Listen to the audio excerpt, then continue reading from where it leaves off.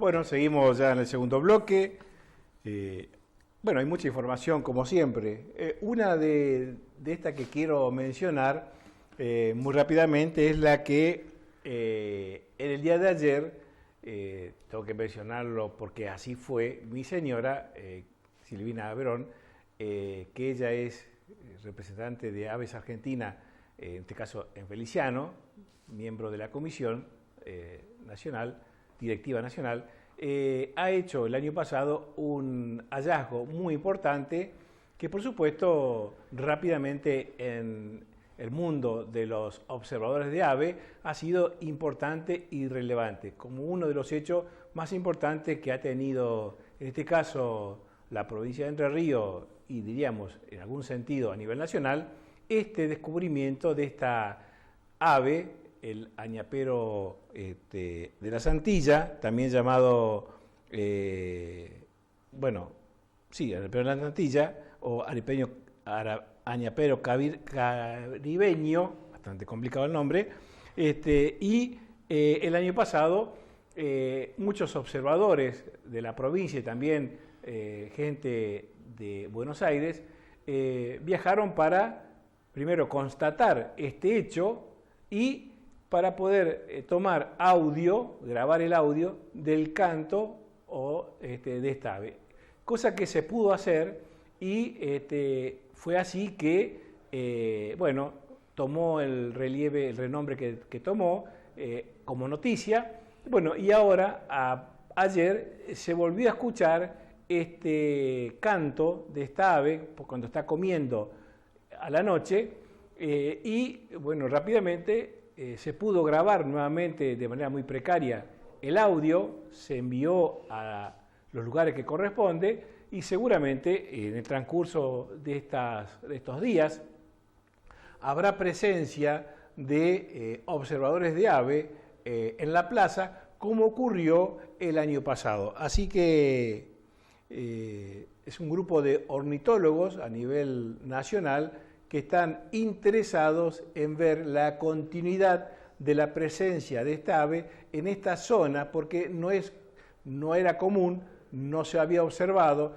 no se había registrado la presencia de esta ave en estas latitudes, porque hasta donde podía migrar era hasta el norte de Brasil, no hacia abajo. Bueno, ahora se la ha observado desde el año pasado y ahora en estas latitudes, cosa que, en principio es un hallazgo muy importante y la confirmación de que esta ave comienza sus procesos migratorios más allá de lo que ya estaba previsto o por lo menos registrado a nivel internacional. Así que seguramente habrá personas en la plaza o en zonas aledañas tratando de grabar y registrar este hecho que, se vuelve a repetir en nuestra localidad.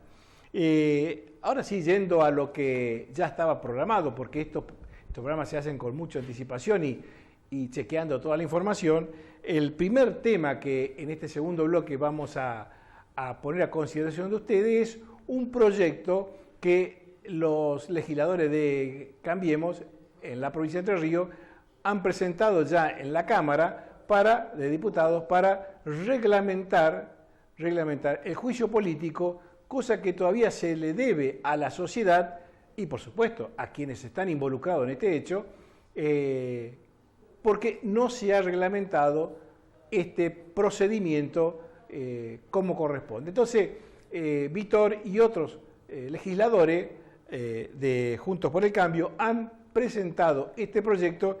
Creo que hay una imagen, señor director, que ayuda a comprender este hecho y que tiene que ver con, allí están los parte del grupo o de los autores del proyecto, y la siguiente tiene que ver con eso, con la presentación en la legislatura de este proyecto para reglamentar el procedimiento de juicio político previsto en la Constitución. Y por supuesto, teniendo en cuenta el artículo 138 de la Constitución Nacional, en la cual en ese artículo indica quiénes son los actores que pueden estar llevados a juicio, y en este caso es el gobernador, el vicegobernador o vicegobernadora, los miembros del Poder Ejecutivo, miembros del Superior Tribunal de Justicia, y sus salas y el defensor del pueblo.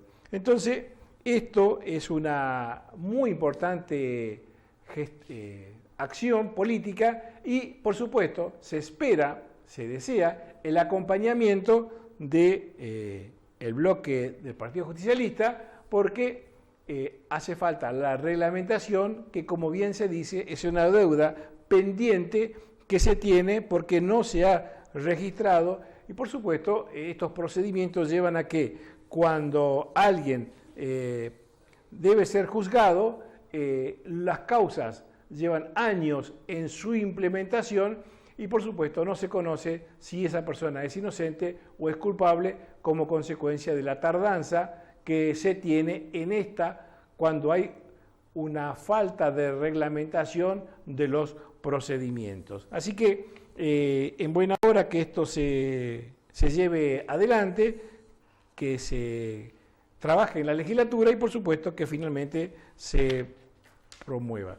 Tenemos otra información que tiene que ver con, bueno, decíamos, ¿no?, que una de las cosas que, si el señor rector lo dispone, volvemos al piso.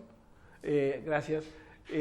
Una de las cosas que mencionaba este proyecto es que los procesos no deben tardar tanto tiempo como lo es hasta ahora y que el acortar los plazos, los tiempos, el proyecto dice no más de 10 días, ayuda a que, bueno, quien se sienta acusado pueda disponer de un tiempo necesario para trabajar en su defensa y, por supuesto, también cuando el proceso continúa, que esto no sea in eternum y que finalmente no se sepa si se es inocente o si se es culpable. Y por lo tanto, creo que esto es una buena señal de la política de cara a la sociedad si es que esto se aprueba. De no aprobarse, por supuesto, estaríamos asistiendo a esta rosca política dentro de los que tienen la mayoría, evitando llegar a juicio como consecuencia de los hechos que ya se han ventilado, que son de público conocimiento.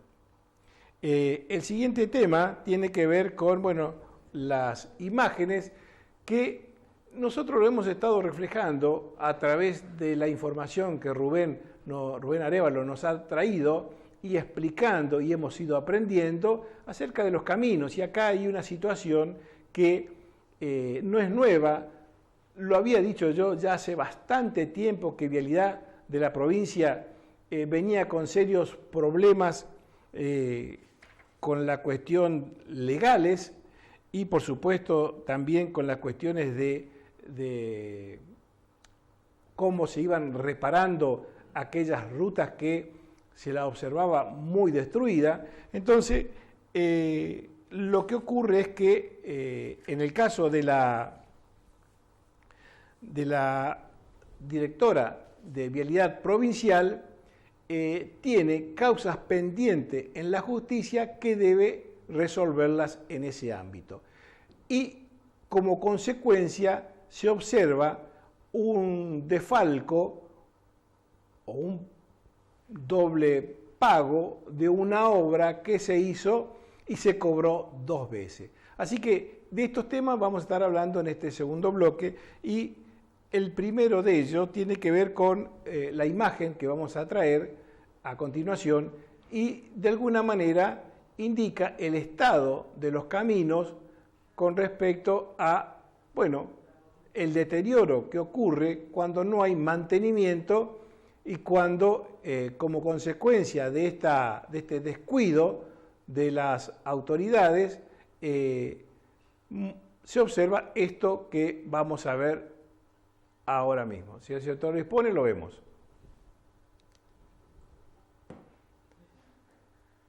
Esta es la ruta 6, en la cual se observa el deterioro del camino y en este caso lo que se ha hecho es, bueno, en el departamento también de María Grande se ha hecho otras imágenes, que hay varias imágenes que nos están mostrando el estado de los mismos, allí la transitabilidad y como consecuencia de estas arterias que están en mal estado, muchos de los camiones o los vehículos tienen que transitar por las banquinas, con los peligros que esto representa cuando los camiones transportan cargas extremadamente pesadas, los peligros que esto genera. Ruta 6, hay varias rutas que íbamos a mostrar, la 32, la 10, bueno, también la 1, la 2 en Feliciano, la 28, y este es un videíto. Observen la vegetación, ¿A ustedes les parece normal que un gobernador como Bordet tenga un departamento de vialidad? Observen la ruta 6, miren la vegetación, prácticamente ya no está quedando ni lugar. Observen, gobernador Bordet, la continuidad de Uribarri, departamento de vialidad de Entre Ríos, de todo Entre Ríos, un desastre, un verdadero desastre. Acá 2 camiones prácticamente no podríamos ni pasar. Observen, tocan los espejos, la vegetación. Observen ustedes la chantada que se manda a vialidad. Miren lo que hacen estos. Tapan los pozos con brosa. La primer lluvia, chao, no existe más esto. Prácticamente los árboles ya están invadiendo la traza vial, ¿ves? Esa es la gobernación que tenemos acá en Entre Ríos, Gobernación Gustavo Bordet, continuidad Uribarri. Acá está vialidad de la provincia que no existe absolutamente para nada. Corrupción total. Pero eso sí, le voy a hacer una pequeña aclaración. De la ruta 6... Ese video era un poquito más largo. Allí estaban los controles que Vialidad hace y por supuesto, decía este camionero, son controles recaudatorios para recaudar como consecuencia de las multas, etcétera, etcétera. Bueno, independientemente de lo que se observa y el enojo del camionero, la realidad son el estado de las rutas provinciales. Allí la 6, la 32, la 10, la 28, la 6, la 39. Es decir, podríamos decir que la mayoría de las rutas de la provincia de Entre Ríos, con excepción de algunas, están en un estado lamentable y se necesita un dinero que la provincia no tiene para reparar, para mejorar esas rutas. Así que es una situación muy difícil que está atravesando la provincia en materia vial. Hay localidades como María Grande que se vio involucrada desde el punto de vista positivo por la afluencia de turismo como consecuencia del fin de semana largo. Y esto trajo, ya lo dijimos nosotros hace 2 o 3 programas atrás, el enojo de los turistas cuando llegaban a María Grande o cuando se tenían que ir como consecuencia del deterioro de las rutas. Y esto provocó o generó un pedido del Consejo Liberante de María Grande hacia el gobernador Bordet para que tome cartas en el asunto. Creo que es una imagen que tenemos por allí, señor director, bueno, lamentablemente hay un problema técnico, no podemos mostrar las imágenes, pero no importa, lo decimos.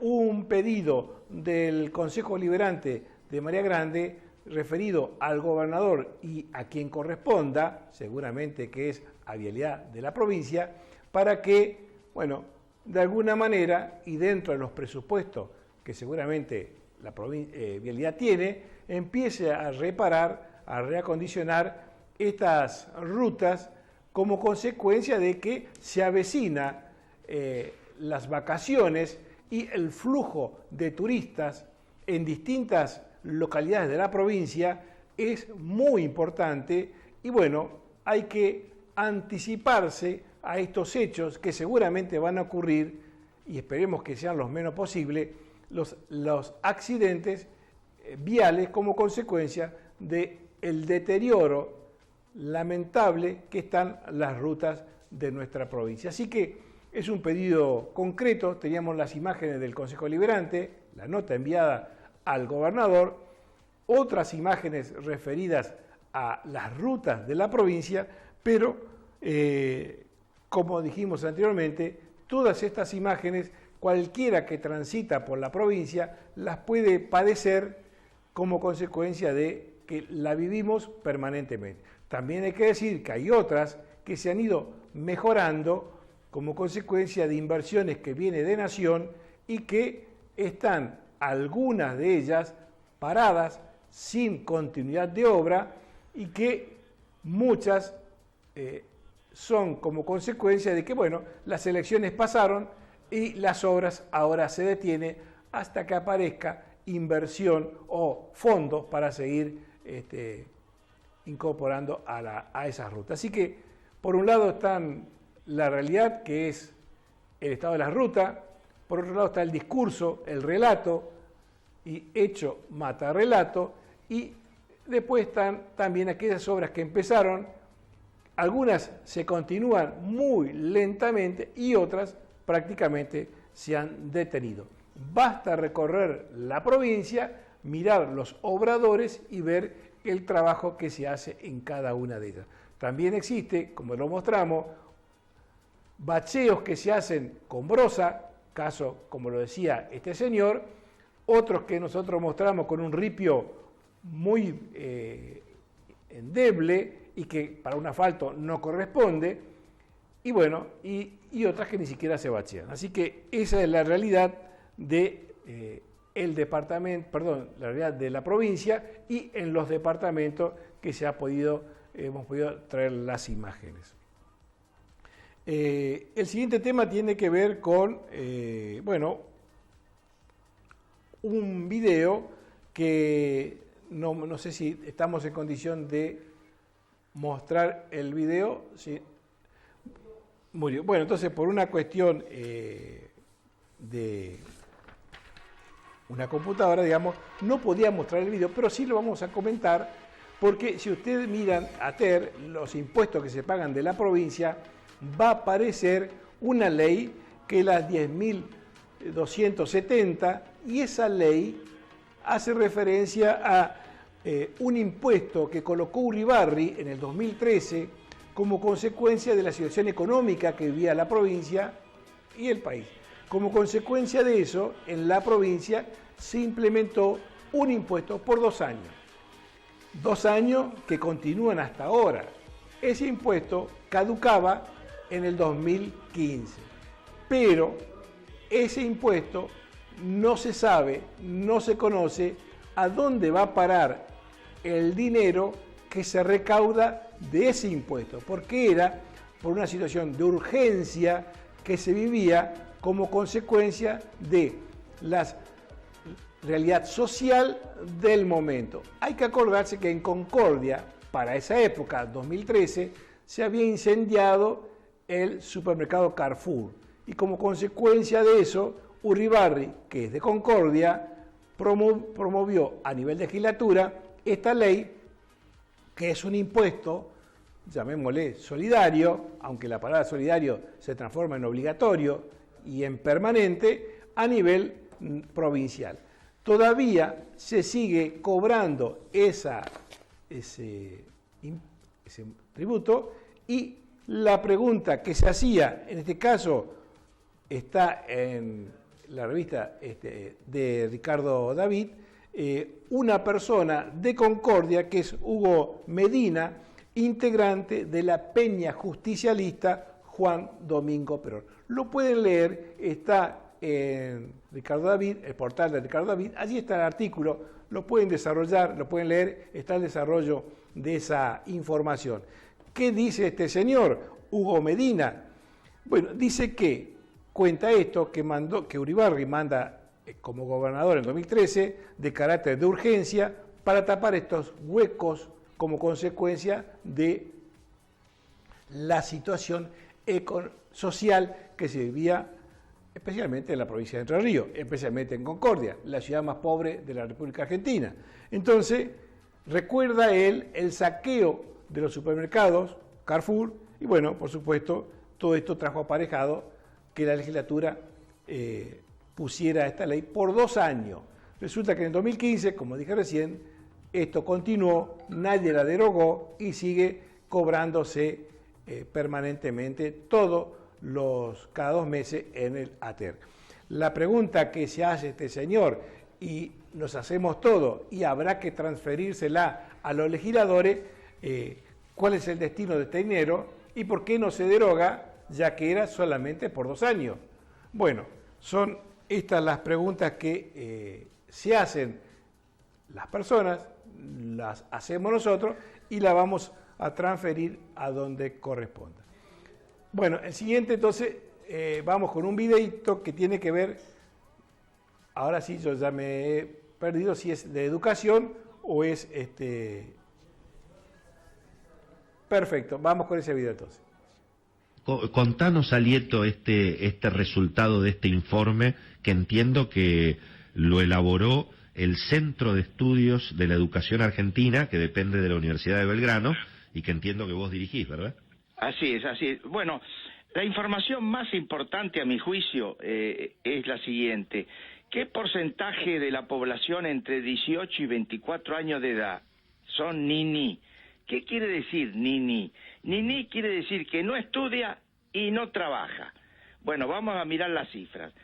En Alemania, niní es el 8% de la población, en Holanda es 7%, en Suiza 8%, en Noruega 9%, en la Argentina 24%. Quiere decir que 1 de cada 4 argentinos entre 18 y 24 años ni estudia ni trabaja. ¿Y qué es lo que hace? Bueno, son materia prima de los denominados programas sociales. Pero ¿por qué no estudian ni trabajan? ¿Por qué no trabajan? Porque no pueden trabajar. Claro. ¿Y por qué no pueden trabajar? Porque no terminaron la escuela secundaria y apenas terminaron la primaria. Y en el siglo XXI, los que no tienen un alto nivel educativo no pueden tener empleo, porque la revolución tecnológica avanza a pasos agigantados día por día. Entonces cada vez se demanda más mano de obra capacitado y se rechaza mano de obra sin capacitación. Esto es lamentable en un país como la Argentina, que en el siglo XIX, con la ley 1420, salió campeón prácticamente. Fue uno de los países líderes en materia de alfabetización. Pero en el siglo XIX bastaba con la escuela primaria. Ahora no, se requiere la secundaria y la universitaria. Allí, digamos, esta tendencia, Alieto, se viene profundizando y evidentemente no aparecen signos de reversión, ¿no? No, así es. Y además hay algo más grave todavía, porque estos números que les acabo de dar son cobertura de graduación. No sabemos cuánto saben o dejan de saber. Bueno, claro. Ya lo sabemos. La prueba PISA del 2018 midió cuánto sabían los adolescentes de 15 años de edad en 77 países del mundo.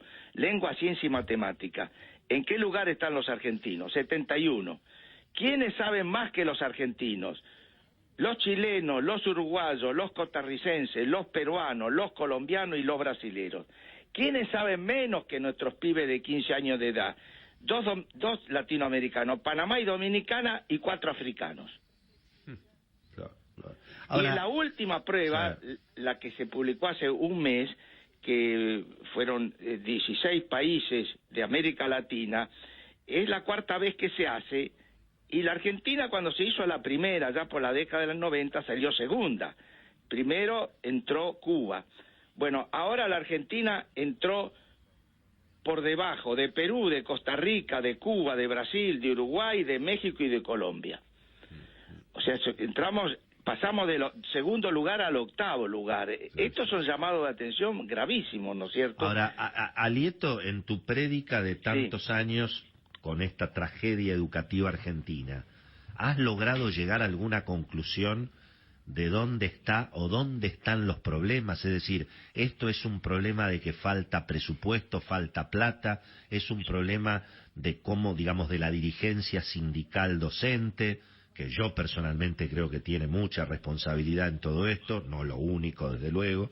¿Es un problema, digamos, de los padres, que no les exigimos a los chicos, o que nos queremos ir de vacaciones y no queremos que los chicos estudien en el verano? ¿Qué es lo que pasa acá, digamos? Bueno, pasan muchas cosas. Primero, se no cumplen ninguna de las leyes educativas. Acá hay 3 leyes educativas. Todos los que son mayores de edad saben bien que cuando se dictó la 1420 en la época de Roca se cumplió en serio. Educación común, gratuita y obligatoria. Y la escuela primaria era obligatoria. Acá se hizo obligatorio la jornada escolar extendida. Obligatoria. Sí. Pero ¿cuántos pibes van a jornada escolar extendida? 14%. En el conurbano, ¿cuánto van a jornada extendida? 7%. Pero es obligatoria, la ley de 26.206. Es obligatorio la escuela secundaria, tampoco nunca se cumplió. La graduación secundaria en la Argentina es bajísima, sobre todo en las provincias más pobres y en los sectores que van a la escuela privada, porque los que van a la escuela pública,